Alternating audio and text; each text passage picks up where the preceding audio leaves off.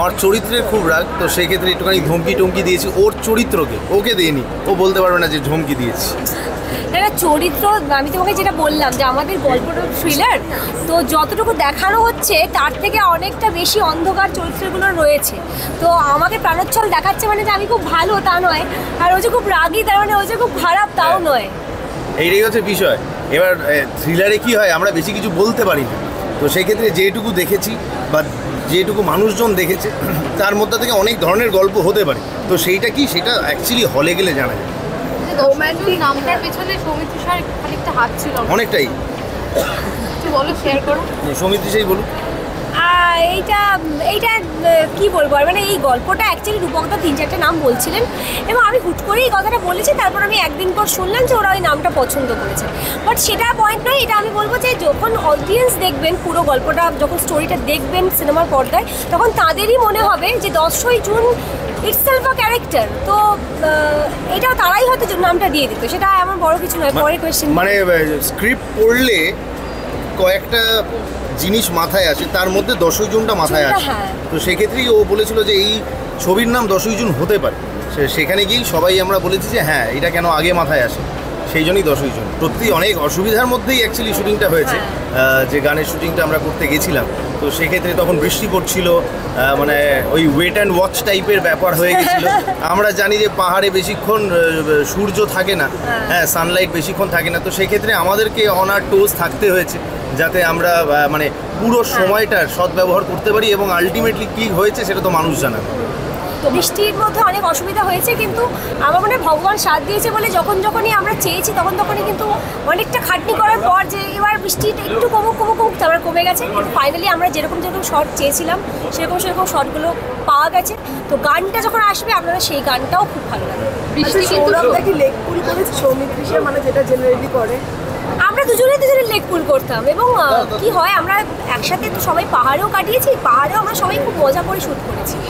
আর এখানে তো ছেড়ে দাও, এখানে তো সবাই মজা করি, মানে লেগ পুল তো থাকেই, সব কিছুই থাকে অ্যাকচুয়ালি, সব কিছুই থাকে, সব কিছু নিয়েই অ্যাকচুয়ালি একটা ছবি তৈরি হয়। তার পেছনে অনেক ধরনের বিটিএস থাকে, তো সেই সমস্ত কিছু তো এখন এখানে বসতে পারি না।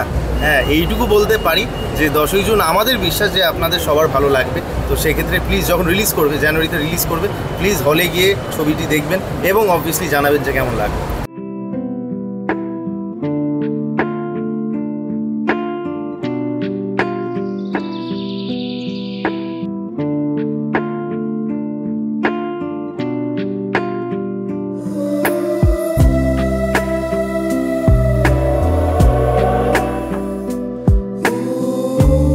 রোম্যান্টিক এবং রক, এবং আমি এরকম গান, বাংলা গান কখনো গাইনি, এটা আমার জন্য প্রথম। এবং আমার মনে হয়েছে যে আমার ভোকালে হয়তো এই গানটা খুব সুন্দর আমার লেগেছে শুনতে, এবং আমি মানে কুন্তল দাস যিনি গানটা বানিয়েছেন এবং আমি সন্ধ্যার সাথে গানটা একসাথে গেয়েছি, তো দুজনের সাথে কাজ করে এটা তো আমার ফার্স্ট টাইম। এবং এইটা খুব এক্সাইটেড যে সৌমিত্র সাথীর অভিনয় গানটা কেমন লাগবে সেটা দেখার জন্য আমি নিজেও খুব এক্সাইটেড।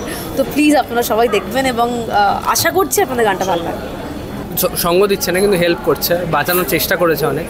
আর বেশি কিছু বলতে পারবো না। চরিত্রের নাম ঈশান। সৌরভদার সঙ্গে আমার প্রথম কাজ করা, সৌমিত্রিষার সঙ্গে আমার প্রথম কাজ করা, সান ভেঞ্চার্সের সাথে সানিদার সাথে আমার প্রথম কাজ করা। খুবই ভালো টিম একটা। Sanida as a producer, as a friend, as a মানুষ হিসেবে খুব ভালো। সৌরভদা হিউম্যান বিং হিসেবে খুব ভালো।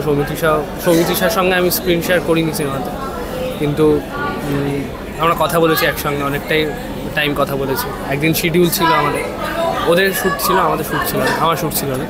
তো আমার খুবই ভালো লেগেছে এদের সঙ্গে সবার সাথে কাজ করে। আমার প্রথম থ্রিলার জনরের সিনেমা। আমি খুব আশাবাদী সিনেমাটা নিয়ে, দেখা যাক। সবার তো ভালো লাগছে, আমিও চাই সিনেমাটা খুব ভালো হোক, এটাই বলবো। হ্যাঁ, আর চরিত্রটা নিয়ে যদি বলতে হয় বেশি কিছু বলতে পারবো না। যেটুকু বলা দরকার সেটুকু হচ্ছে সৌরভদার বেস্ট ফ্রেন্ড, বা মানে দুজনে আমরা বন্ধু, খুবই ভালো বন্ধু, যেখানে সৌরভদা একটা কেসে জড়াচ্ছে, আর এই বন্ধুটা ওই বন্ধুটাকে সব জিনিসে হেল্প করে, সব জিনিসে সাহায্য করে। টাকা পয়সা যখনই ও নিতে চায় না, কিন্তু আমি বলি ভাই পরে দিয়ে দিস, এখন নিয়ে নে। তো এরকম একটা বন্ধুত্বের চরিত্র দুটোই। আমার খুব ভালো লাগছে সিনেমাটা করে, সবার সাথে কাজ করে। দেখা যাক কি অডিয়েন্সের রেসপন্স। 10ই জুনে আমার চরিত্রের নাম ঈশান। তোমার চরিত্রের নাম কি?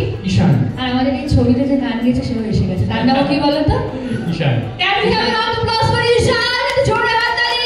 Come on! Thank you so much.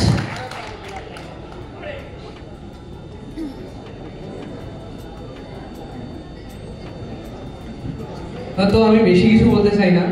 ঈশান চরিত্রটা করে আমার খুবই ভালো লেগেছে। সানিদা প্রচুর হেল্প করেছে আমাকে, আমার অনেক শিডিউলে একটু গোলমাল ছিল, সেটাও সানিদা প্রচুর হেল্প করেছে। আমার একদিন হয়তো শুটিংই করতে পারিনি, সেগুলো না হয় পরের কথা পরেই হবে। তো যেটুকু সময় আমি এই পুরো টিমটার সঙ্গে কাটাতে পেরেছি আমার খুব ভালো লেগেছে। এতে সবার সাথে কাজ করে প্রত্যেকটা মানুষ খুব ভালো, আর আমি চাইবো 10ই জুন আরও ভালো হোক। আর সৌরভ দা, সৌমিত্রিষা, সবাইকে অভিনন্দন।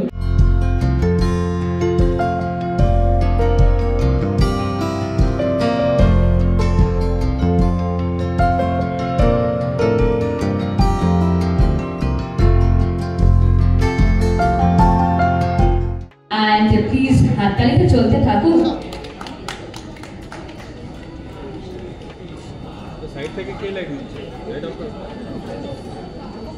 এখানে আপনারা যখন ডাইরেক্ট আছেন, আমরা আপনাদের থেকে জানতে পারবো যে কিরকম হয়েছে।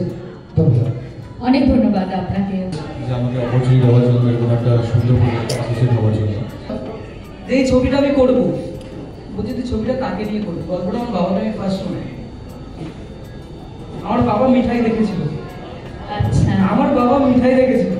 তুই ওই মেয়েটাকে নিয়ে না, যে মিঠাই করেছিল, আমার বাবা আমাকে বলেছিল। আমার বাবা বলার পরেই আমি রূপকদার সঙ্গে কন্ট্যাক্ট হয়ে আমার রূপকদা আমাকে টোটাল গল্পটা শোনাই, তারপরেই সঙ্গীতের সঙ্গে আমার কথা হয়। ছবিটা একমাত্র একটা মানুষের জন্যই আজকে এই জায়গায় দাঁড়িয়ে আছে, সেটা হচ্ছে আমার বাবা। আমার বাবার হেল্প না থাকলে এই ছবিটা আমি করবো না। আর আমার আর্টিস্টের কথা আমি কিছু বলবো না, সঙ্গীত হিসেবে খুব হেল্পফুল। মানে আমি আর্টিস্ট হিসেবে সঙ্গে পাইনি সব কিছু ব্যাপারে, সব কিছু সঙ্গীত হিসাব মানে এই সমস্যাটা হচ্ছে সানিদা তুমি এটা এইভাবে করো, খুব ভালো হবে। সানিদা তুমি এটা করো, মানে টোটালটা আমাকে খুব ভালোভাবে গাইড করেছে। বুদ্ধদা শুরুতে খুব হেল্প করেছে। কিন্তু যতটুকু দেখলাম তার বাইরেও অনেকটা চেনার বাকি রয়েছে মিতালিকে, কারণ অত ইজি যদি হতো তাহলে তো আমি করতামই না। নিশ্চয়ই খুব মানে ভালো একটি ক্যারেক্টার, এবং তার অনেক শেডস রয়েছে, যে শেডগুলো অধরা থেকে গেল সেগুলো সিনেমার জন্য, সিনেমার পর্দার জন্য। মিতালির কথা যেহেতু থ্রিলার স্টোরি, তো তাই বেশি কিছু তো বলতে পারছি না। ক্যারেক্টার যেটুকু বোঝা গেল যে প্রাণোচ্ছল একটি মেয়ে, ডেসপারেট লাভার, রোম্যান্স পছন্দ করে, ভালোবাসার জন্য যেন সব কিছু করতে পারে।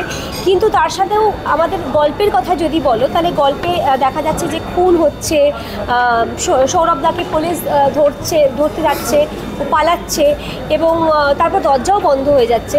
তো নানান রকমভাবে কি নানান প্রশ্ন মানুষের মাথায় আসবে, আর সেই প্রশ্নগুলোর উত্তর পাওয়ার জন্য অবশ্যই হলে গিয়ে দেখতে হবে। আমাদের রিলিজ হচ্ছে 10ই জুন এই জানুয়ারিতে।